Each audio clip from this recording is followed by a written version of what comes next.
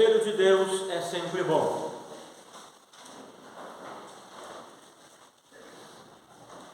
Não trateis com desdém as profecias.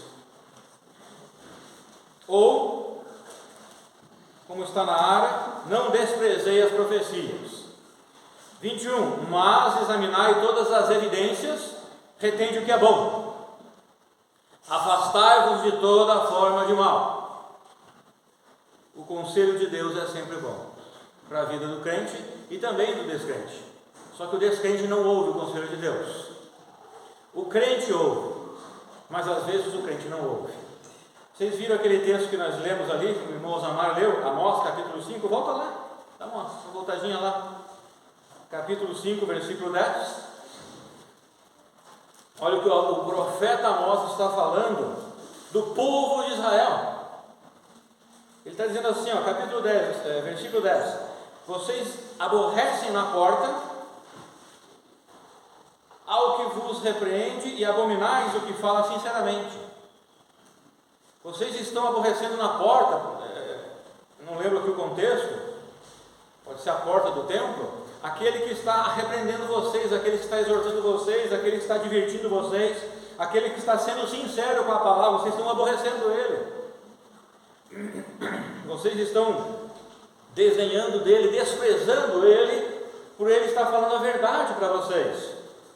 Versículo 11, portanto, visto que pisais o pobre e dele exigis tributo de trigo, não habitareis nas casas de pedras lavradas que tendes edificado, nem bebereis do vinho das vides desejáveis que tendes plantado. Então é uma profecia que vem da parte de Deus, dizendo, olha, já que vocês não ouvem a palavra de Deus, já que vocês não levam a sério a palavra de Deus, vocês que são o povo de Deus, vocês não irão desfrutar do fruto do trabalho de vocês. Vocês não vão morar nessas casas boas que vocês estão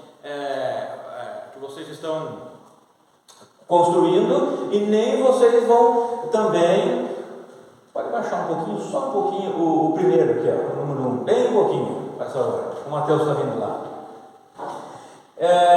E vocês também não vão beber das vides, das plantações de vocês, porque vocês estão desprezando a palavra de Deus. Era isso que ele estava falando. Então veja que a palavra não era de Amós, a palavra era de Deus. O povo não estava desprezando Amós, o povo estava desprezando as profecias. E nós temos aqui algo que combinou com Amós, a primeira leitura nossa, no início do culto, com 1 Tessalonicenses 5, 20 a 22. Não trateis com desdém as profecias, ou não desprezeis as profecias. Muito bem. Mas examinar, deixa eu ler aqui na outra tradução até, julgai todas as coisas, examinai todas as coisas e retende o que é bom. E abstende-vos de toda forma de mal, ou afastai-vos de toda forma de mal.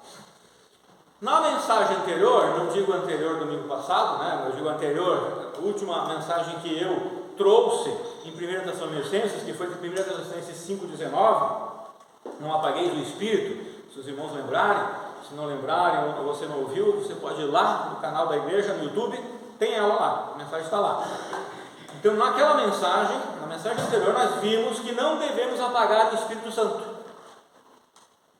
E uma das formas de apagar o Espírito Santo é desprezar, rejeitar, ridicularizar, negligenciar, desconsiderar, ter em pouca conta ou não dar a devida atenção às profecias.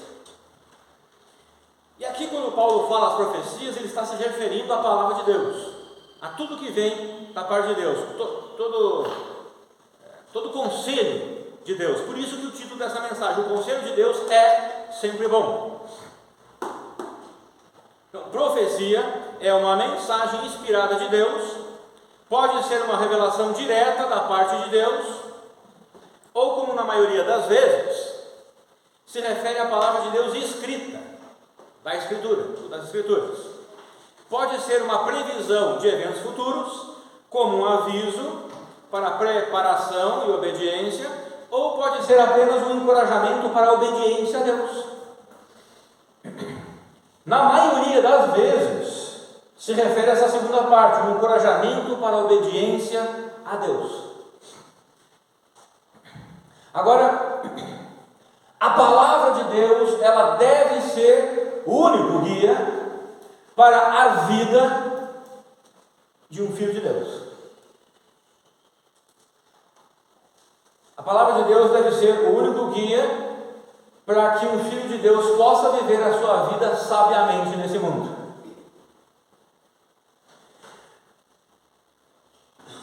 Há crentes que perdem muitas vezes o rumo da palavra de Deus. Há crentes que não seguem este guia. Ela é uma bússola, ela nos dá a direção do norte. E há crentes que não fazem isso.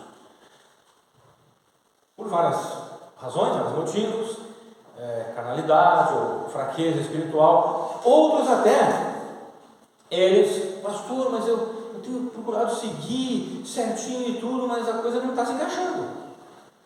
Porque às vezes está havendo uma má interpretação da palavra de Deus, um mau entendimento da palavra de Deus. Então nós precisamos entender também a palavra de Deus de forma literal e de forma perfeita. Muitas vezes temos más impressões da palavra de Deus. Hoje mesmo, ou seja, tem alguma dúvida? Vai atrás, vai perguntar, não fica com aquela dúvida, não fica com aquela má impressão. Então eu estava falando hoje mesmo, alguém veio pedir uma informação sobre um versículo da Bíblia, para ver o que ele queria dizer. Então nós precisamos, imagina, se nós temos a palavra de Deus como nosso guia, a palavra de Deus será aquilo que é a nossa vida ou morte. A palavra de Deus deve ser algo muito sério, muito importante, eu não posso desprezá-la. Se você tem um carro e você vai viajar, eu não sei você, mas eu sempre faço isso. E eu acho que você deveria fazer também. Se você não faz, você não está sendo prudente. Quando eu vou viajar, eu verifico calibragem dos pneus, o volante. Faz tempo que eu não faço uma revisão, então eu levo para fazer a revisão e falo para o mecânico: eu vou viajar, faz uma revisão, eu vou viajar, eu preciso ter segurança. O pneu está meio careca? Não vou, é perigoso. Eu estou colocando a minha vida e a minha família em risco. Então eu preciso ter certa segurança quando eu vou viajar. Infelizmente, alguns crentes acabam não levando a palavra de Deus de forma séria como deveria. Não vou fazer uma revisão, vou tomar decisão de qualquer jeito, não vou ir atrás da palavra de Deus, e acaba então não tendo a segurança necessária para viver a sua vida. De que formas eu posso desprezar as profecias? Conforme o nosso texto. Lendo a Bíblia sem entendimento, sem esforço intelectual, mas ele não é o principal, e principalmente sem a graça do Espírito Santo, porque não adianta só o esforço intelectual. Um descrente pode entender a Bíblia intelectualmente, mas precisa da graça do Espírito Santo, da sabedoria dele para o entendimento verdadeiro. O problema é que tem crentes que não se esforçam, nem intelectualmente. Então pensa, se Deus me deu uma mente para pensar, é porque eu preciso pensar. Não, mas Deus, a minha mente eu vou usar só para as coisas do mundo, para a profissão, coisa assim. Será que é isso que Deus quer? Eu não enxergo isso na palavra de Deus. Agora, 1 Coríntios 14:20 diz assim: irmãos, não sejais infantis em vossa maneira de pensar, porém, quanto ao mal, sede como as crianças, contudo adultos, quanto ao entendimento. Pensar, raciocinar. O modo de pensar precisa ser coerente e consistente com toda a Bíblia. A sua conclusão não pode contradizer outras partes da Bíblia. A palavra adulto se refere a ser completo, perfeito, maduro e acabado, algo que foi acabado.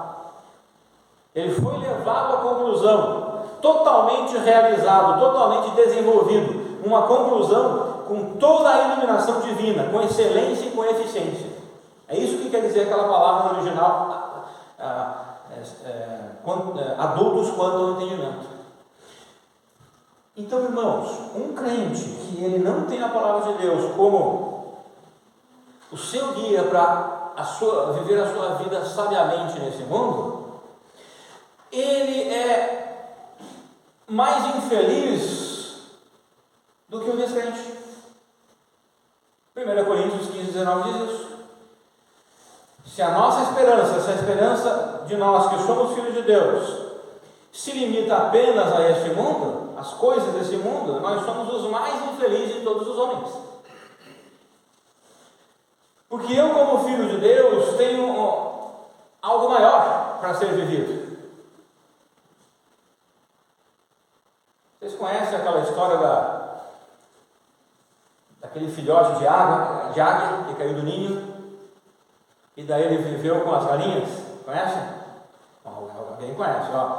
Ele viveu com as galinhas, então ele aprendeu a ciscar para pegar comida, aprendeu a comer milho, uma águia, né? E cresceu. E um dia ele viu uma águia, ele cresceu e tudo, mas ficou ali, ele aprendeu a ser galinha, não águia. Mas um dia ele viu uma águia voando lá, ele ficou olhando assim, ficou meio com medo, né? Que era uma galinha, né? Ele achava que era uma galinha. Poxa vida, eu queria ser uma águia. Mas ele era uma águia. Então nós podemos ser mais, porque nós temos Deus nos deu a capacidade para sermos mais, para termos mais, para aprendermos mais. Mas muitas vezes nós queremos viver como o incrédulo, como a águia que aprendeu a viver como a galinha, e ninguém ensinou ela que ela era uma águia. Então nós somos águia, nós não somos galinha. Nós podemos viver como águia, nós podemos voar como a águia, né? Então, irmãos, muitas vezes quem coloca limites à nossa vida espiritual, muitas vezes não, sempre, é nós mesmos. Somos nós mesmos que nos limitamos. O modo de pensar precisa ser coerente e consistente com toda a Bíblia. Outra forma de desprezar as profecias é não acatá-las, acatando o que eu acho, ou acatando o que certos profissionais ensinam em detrimento da palavra de Deus. Não eles, os profissionais, mas eu acato o que os profissionais dizem, acato principalmente profissionais de saúde, acato o que eu acho, o que meus pensamentos acham, em detrimento da palavra de Deus. É outra forma de desprezar as profecias. Não, o pastor, eu já li, mas eu acho que não é assim. Eu acho que é assim. E o nosso acho, irmãos, ele é cheio de engano.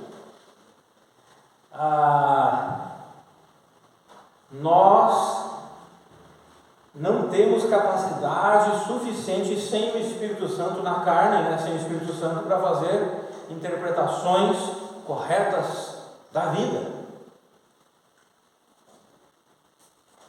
Nós sempre vamos olhar as coisas pela sombra. Se não fosse assim, Deus, na sua sabedoria, não teria inspirado homens para escreverem a palavra de Deus. Porque se eu tivesse capacidade de entender a vida, eu não precisava da palavra de Deus. Para que a palavra de Deus? Para que a Bíblia? Se eu tenho essa capacidade. Exatamente porque Deus teve misericórdia de nós. A Bíblia, irmãos, é um presente, é uma dádiva de Deus à sua igreja, à sua vida. Ele olhou e disse: os meus filhos eu tenho misericórdia deles, eles colocaram a fé em mim, mas eles não entendem, então eu preciso revelar. Porque a sabedoria de Deus é supralógica, além da lógica, então nós nunca iríamos alcançar o que está escrito aqui. E tem coisas que estão escritas aqui que nós nem entendemos, vai ficar sobre a mesa, vai ficar em stand-by, né? Até a gente chegar ao céu, ser perfeito. Uma delas é a questão de arminianismo versus calvinismo, né? Que vai ficar sobre a mesa. Infelizmente tem crentes ignorantes que acham que um é do diabo ou o outro é do diabo, né? E que esses crentes precisam pedir perdão a Deus por pensar dessa forma, né? Porque a Bíblia, ela não... Existem pastores que pensam assim, isso é triste. Então, a Bíblia, ela não dá isso de forma objetiva. Então, eu não posso fazer julgamentos objetivos. Quando eu faço julgamentos objetivos, eu estou indo além da Bíblia. Eu estou pecando, na verdade, estou sendo um pecador. Mas a Bíblia tem coisas objetivas. A Bíblia tem questões objetivas, e aí eu posso julgar, como Deus pede para que eu julgue, porque nesse versículo ainda fala, nesse texto, julgar todas as coisas. Tudo que é objetivo. Então, se eu não sei, se eu não tenho certeza, o que a Bíblia me ensina a fazer? Fechar a minha boca. Não morrer como peixe pela boca. Não falar nada. Mas às vezes eu tenho percebido cristãos passarem vergonha por falar em público algumas besteiras. Também tenho visto, infelizmente, pastores e crentes desprezarem as profecias. Infelizmente. Às vezes com um discurso de ódio. Sempre atacando, sempre criticando, sempre falando mal dos outros, sempre inflamando, sempre procurando tirar a paz. E desestruturar a comunhão, seja em suas igrejas, seja em programações extra-local, igreja local, e não há possibilidade de participar da comunhão com crentes e lideranças assim, porque estão desprezando as profecias e apagando o Espírito Santo de suas vidas e de seus ouvintes, que muitos os admiram. Então, irmãos, nós precisamos ler a Bíblia com entendimento, com maturidade. Nós precisamos ir na Bíblia sem pressuposições. Como assim, pastor? Quando eu abrir a Bíblia, eu preciso não ir com eu acho isso, eu acho aquilo. A gente tem pressuposições na vida, nós criamos pressuposições na vida. Mas quando eu vou para a Bíblia, eu preciso ir com a mente aberta. Eu preciso suprimir minhas pressuposições. Eu preciso dizer assim, olha, eu vou ler a Bíblia e se ela confrontar e contradizer minhas pressuposições, eu preciso ser humilde o suficiente para aceitar o que está na Bíblia e mudar. Ou seja, muitos crentes vão à Bíblia já cheios de vícios eclesiásticos. Sabia disso? Coisas que foram ensinadas a ele que nem está na Bíblia, questões culturais e assim por diante, filosofias particulares. Vão à Bíblia com vários certos e errados, pessoais ou até mesmo culturais e não atemporais, que não são atemporais. Se a Bíblia não diz que certa questão é pecado, então não é pecado, mesmo que eu ache que é. Se a Bíblia mostra que ela é o melhor remédio para a saúde mental da humanidade, então não há outro remédio superior a ela.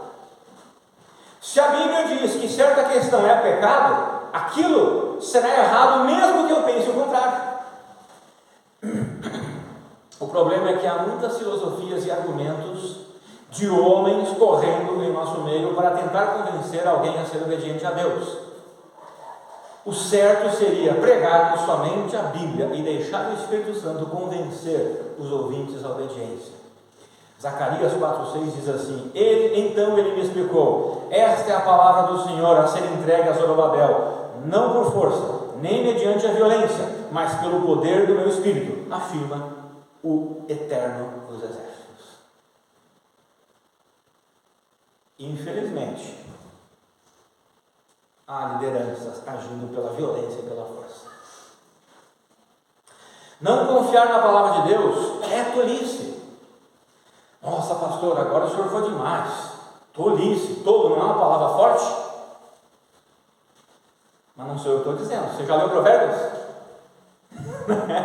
O irmão já leu. Eu li Provérbios e Provérbios fica me chamando de tolo toda hora. Salomão, inspirado pelo Espírito Santo. Agora, assim, irmãos, não é para ficar. Agora não é para sair daqui chamando as pessoas de tola. Não é isso. A Bíblia até diz que é errado fazer isso. Tá? A Bíblia afirma que nós, seres humanos, somos tolos.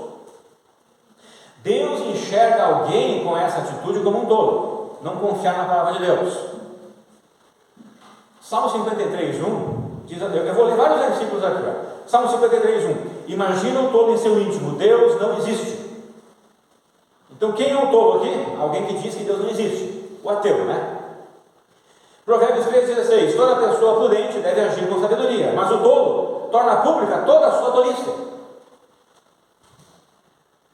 A pessoa tola, ela expõe a sua tolice. Tem crentes que fazem isso? Tem. Provérbios 14:7. Foge da presença do tolo, porquanto nele não encontrarás qualquer sombra de juízo e bom senso. Você encontrou um tolo, foge da presença dele. Ele não vai ter bom senso nem juízo. Não adianta discutir com o tolo. Provérbios 14:16. O sábio teme ao Senhor e evita o mal, mas o tolo age com impetuosidade e sem refletir. Provérbios 15:5. O tolo despreza as orientações de seu pai, mas quem compreende bem a repreensão demonstra a sabedoria. Provérbios 17:24. A sabedoria é o grande objetivo das pessoas realmente inteligentes, mas o tolo não sabe nem o que o satisfaz de fato. Ou seja, ele sempre está insatisfeito com a vida. Provérbios 17:28. Até mesmo o tolo passará por sábio se conservar sua boca fechada, e se dominar a língua parecerá até que tem grande inteligência. E Provérbios 26:6. A pessoa que pede a um tolo para transmitir uma mensagem se arrisca a ter muitos problemas. É como se tivesse seus pés amputados ou tomasse veneno.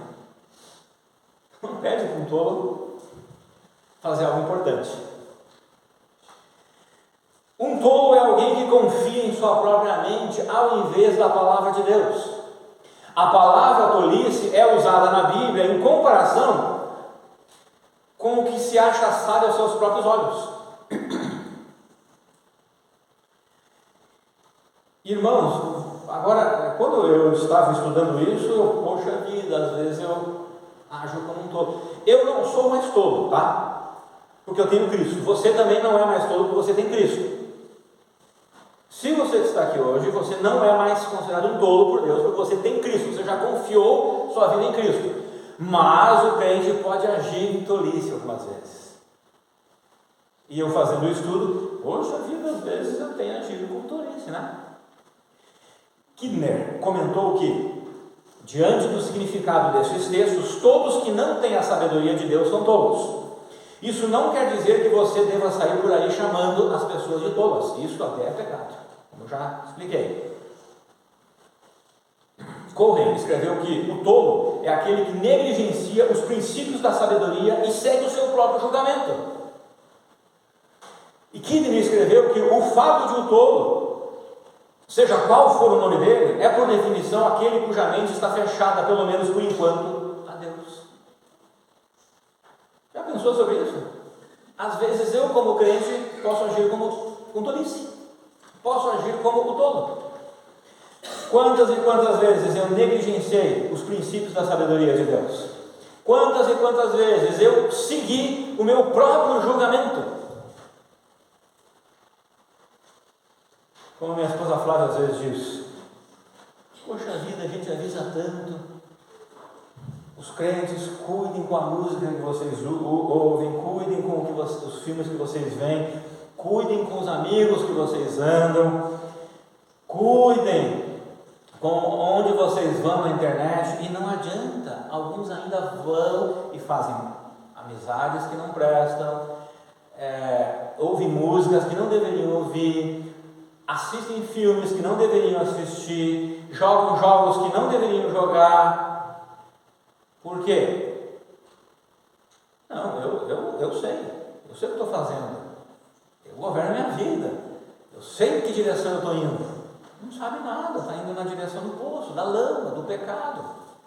E muitos crentes têm se sujado, alguns muito, outros pouco, porque desprezaram as profecias.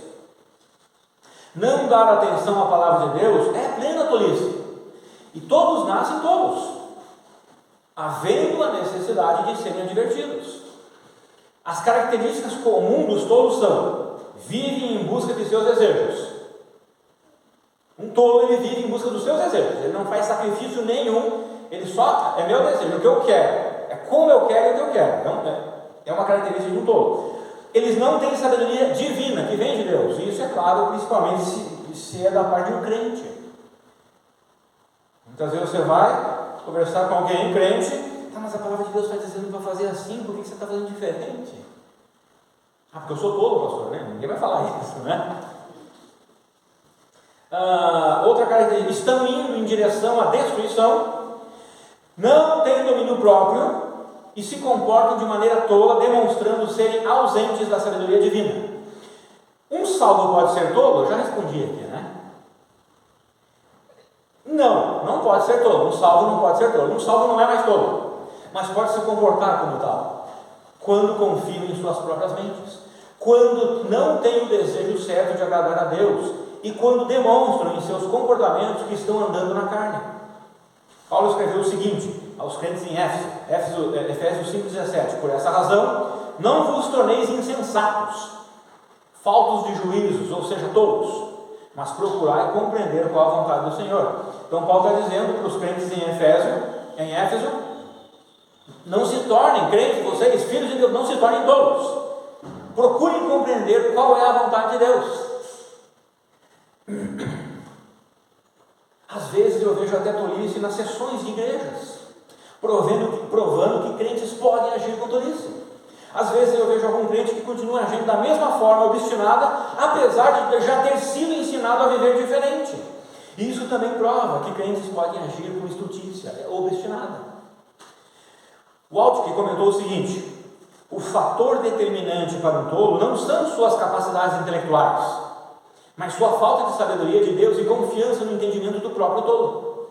Daniel Berger escreveu o seguinte: quando as Escrituras se referem a alguém como um tolo, isso não implica que ela não tenha inteligência, mas que ele não tem sabedoria divina. Então um tolo não é alguém estúpido, burro, sem inteligência. Não é isso. Uma pessoa muitíssimo inteligente pode ser tola, porque um tolo é quem não segue a sabedoria divina.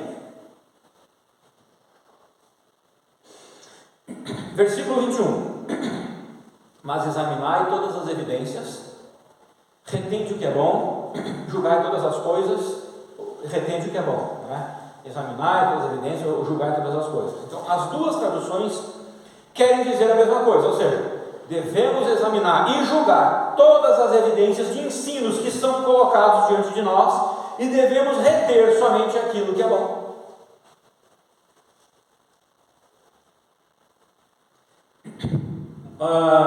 Muitas vezes você vai encontrar na leitura da palavra de Deus, o profeta começando assim, assim diz o Senhor, não é verdade? Porque não é ele, não é o profeta Amós, como nós vimos anteriormente na leitura, não. Assim diz o Senhor, esta é a palavra que vem de Deus.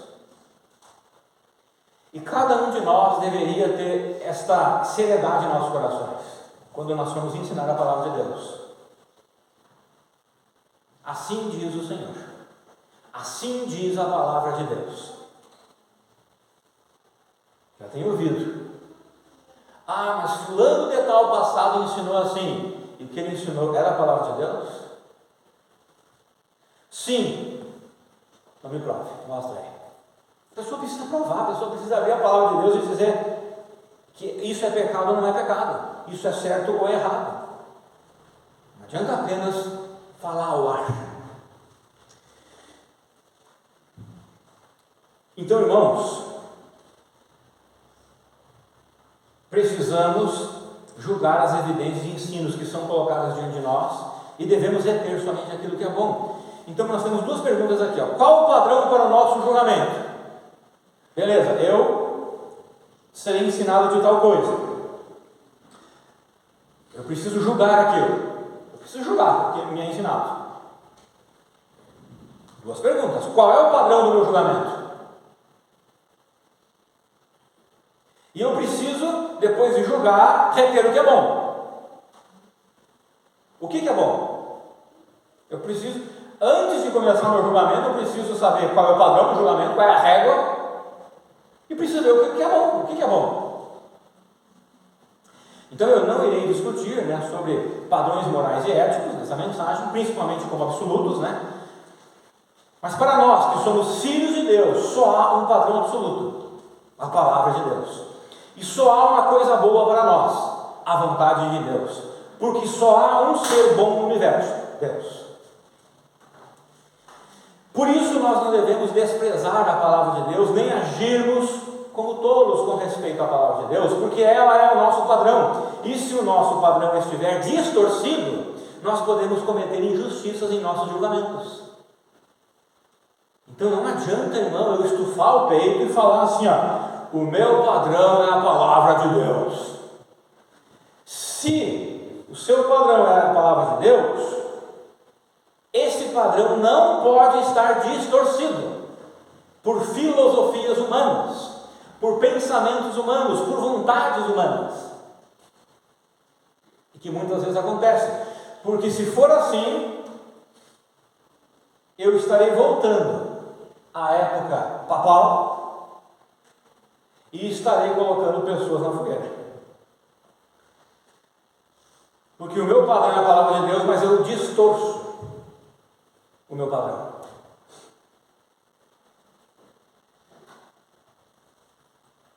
Se você pensava que não poderia julgar o que outros ensinam, esse verso ensina o contrário, né? Mas se o seu padrão estiver confuso, então é melhor não julgar Deus, para não cometer injustiças. Precisamos julgar corretamente, para não sermos injustos com ninguém. E para isso eu preciso não desprezar todo o conselho da palavra de Deus. E eu preciso me esforçar muito para compreendê-la com precisão. O Alvord coloca os versos 21 e 22 da seguinte forma: não tratem, ele faz uma tradução livre, não tratem com desprezo as profecias, mas ponham à prova todas as coisas e fiquem com o que é bom. Então, irmãos, as profecias também nos ajudam com esperança e encorajamento. Se crermos em coisas erradas, podemos ficar desencorajados e perder a esperança de um futuro glorioso com Cristo. Se acreditarmos em tudo que vemos e está acontecendo em nossa volta, hoje em dia, nós temos aí muita coisa acontecendo, né? Não só em nosso país, mas no mundo. Nós vamos perder a esperança do futuro com o nosso Senhor. Se nós ficarmos focados nas aberrações, nas corrupções, nas injustiças e etc. do presente, nós ficaremos desencorajados para vivermos fielmente a vida cristã até a volta de Cristo. E perder a esperança de viver uma vida gloriosa com Deus na eternidade é algo desastroso para um filho de Deus. É um crente que perde as forças para continuar a batalha da defesa do Evangelho, da fé, e de uma vida crescente na santificação. Por quê?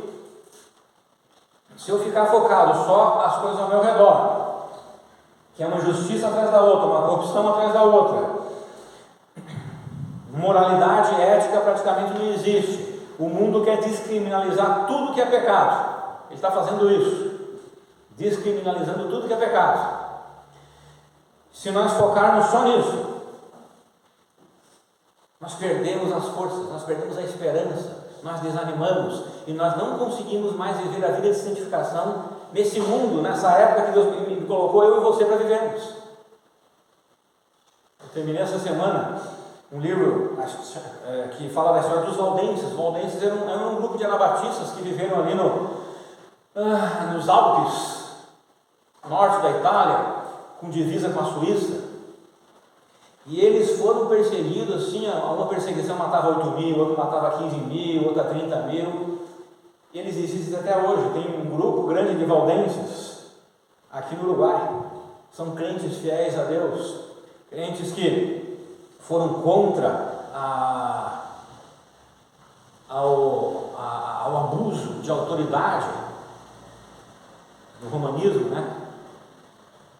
E eles permaneceram, eles conseguiram viver fielmente em santidade, mesmo suas esposas e filhos sendo mortos, às vezes congelados, né? Porque eles moravam nos Alpes e às vezes precisavam fugir. Então, nós precisamos manter o nosso foco em Cristo, na esperança do que Ele vai fazer da sua justiça. Não dá para manter o foco somente nesse mundo, porque nós vamos perder essa batalha. Nós não vamos conseguir viver com força a vida de santidade. Paulo, falando sobre a ressurreição dos mortos, falou o seguinte, né? Eu falei esse versículo: se a nossa esperança em Jesus se limita apenas a essa vida, somos mais infelizes de todos os homens. Então, irmãos, julgue todas as palavras de todos, até mesmo suas palavras e seus pensamentos você deve julgar, porque você pode estar enganado. Julgue mesmo as palavras de outras pessoas. Você não consegue julgar os pensamentos delas, mas as suas palavras sim. As palavras das pessoas são reflexo do que elas estão pensando. Há pessoas, inclusive até crentes, que podem estar enganadas em suas palavras. E há, infelizmente, crentes que podem usar palavras bíblicas para te levar ao erro. Esse julgar é fazer um teste de veracidade. Esse julgar não é você desprezar a pessoa, não é você humilhá-la, não é você colocá-la para escanteio. É você julgar as palavras dela para você, que foram dadas para você. Você vai julgar aquilo que você está ouvindo. É isso. Esse julgar é fazer um teste de veracidade, é experimentar para ver se é verdadeiro, é interpretar corretamente, é provar para ver se é verdadeiro. E enfim, o versículo 22 diz o seguinte: afastai-vos de toda forma de mal. Esse versículo é maravilhoso. Sabe aquelas perguntas, irmãos, tipo assim: pastor, é pecado tal coisa? Eu irei citar algumas coisas aqui. É pecado beber bebida alcoólica, ou mesmo vinho? Ele é muito citado na Bíblia, né? É pecado fazer tatuagem? É pecado tomar anabolizantes? É pecado fumar? É pecado ouvir certas músicas? É pecado usar certas roupas? É pecado dançar? E etc, etc, etc. Na Bíblia nós não encontramos proibição explícita sobre essas questões, encontramos? Tem algum versículo lá: não fumareis, não fareis tatuagem? Tem um versículo, acho que até em Amós, que fala sobre marcação no corpo. Nós não temos versículos, né? Por exemplo, nós temos os 10 mandamentos: não adulterareis, não cobiçareis a mulher e os bens do teu próximo. Nós temos os 10 mandamentos, coisas assim, certo? Irmãos, a Bíblia nem sempre indica a santificação com proibições, mas também com atitudes boas. E aqui nós temos uma delas: se afastar de tudo aquilo que tem aparência ou forma de mal. Nós temos muito esse pensamento assim: se a Bíblia não proíbe, eu posso fazer. Mas a Bíblia nem sempre indica a minha vida de santificação com proibição, com negativo. Às vezes ela indica como positivo, como o que eu devo fazer. Se afastar de tudo aquilo que tem aparência ou forma de mal. Quantas pessoas, principalmente homens de família, quando são salvos, deixam o alcoolismo e nem pensam passar por perto dele, porque sabem que é uma desgraça? Por quê? Porque a bebida alcoólica está ligada à aparência do bem ou do mal. Se alguém falar que é do bem, precisamos conversar. Qual o objetivo de ter uma tatuagem? Eu não estou falando daqueles irmãos que tiveram a tatuagem antes, tá? Na conversão. Tem irmãos que, se pudessem, não teriam feito antes da conversão, Mas depois eu estou falando daqueles que querem fazer tatuagem depois de convertidos, depois de salvos, se é que são salvos, né? Qual o objetivo de fazer uma tatuagem depois de salvo? Não, vamos fazer assim: qual o objetivo de fazer uma tatuagem se sendo salvo ou não? Mostrar, não é? Você faz uma tatuagem e esconde? Você faz uma tatuagem porque você quer mostrar, não ficar escondido. E por que desejar mostrar uma tatuagem em uma certa parte do corpo? são hormônios sintéticos, que podem gerar diversos riscos e efeitos colaterais à saúde do usuário. Para que usar anabolizante? Para ficar forte e poder exibir no corpo, não é verdade? Veja que em todos esses casos nós não encontramos proibições na Bíblia. Mas a motivação que leva alguém a praticar tais coisas geralmente é pecaminosa e objetivamente pecado na Bíblia tais intenções. Então, assim, a Bíblia não fala uma proibição da tatuagem, por exemplo. Não fala. Mas então vamos ver qual o motivo de fazer a tatuagem. O motivo é aparecer no certo lugar do corpo. Então a intenção é objetivamente pecado. A Bíblia fala isso. A Bíblia não fala que a tatuagem é pecado, porque a Bíblia não fala da tatuagem, mas a intenção que eu tenho de fazer aquilo ou qualquer outra coisa é pecado.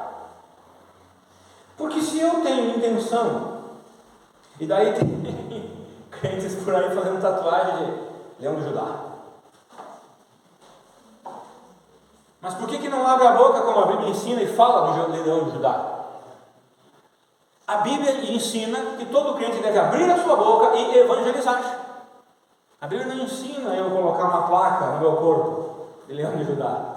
A Bíblia ensina eu falar com a boca do evangelho para as pessoas.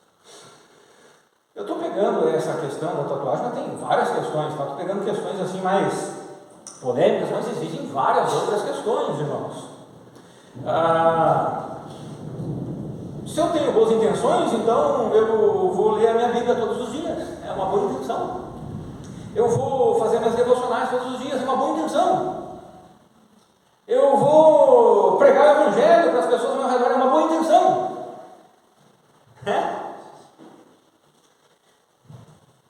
O que for mal, ou tiver uma aparência de mal, o que não for bíblico, não no sentido de estar ou não na Bíblia, mas de aprovação divina, ou seja, algo duvidoso, na dúvida, não ultrapasse, deve ser evitado. Um bom princípio é fazer a seguinte pergunta: eu posso fazer tal sacrifício para agradar a Deus e ao meu próximo? Eu vou pegar de novo a tatuagem. A tatuagem, a pessoa sente um pouquinho de dor quando faz lá. Eu já ouvi isso, pelo menos. Tá? Então a pessoa faz um certo sacrifício para ter aquilo que ela deseja no seu coração, por causa das suas intenções. Ela sente um pouco de dor e corre riscos, né? Não sei hoje se corre riscos de saúde. Por que eu não posso então fazer o contrário? Por que eu não posso viver o contrário? Fazer sacrifícios por Cristo, para espalhar o evangelho no mundo. O Alvor diz o seguinte no verso 22, é um resumo do que significa não apagar do Espírito Santo: se afastar de toda forma de mal. É um resumo do que é não apagar do Espírito Santo. Ele diz assim: assim temos a clara afirmação de que tudo que for contrário à vontade de Deus, seja um ensinamento falso, seja um viver pecaminoso, deve ser removido de nossas vidas.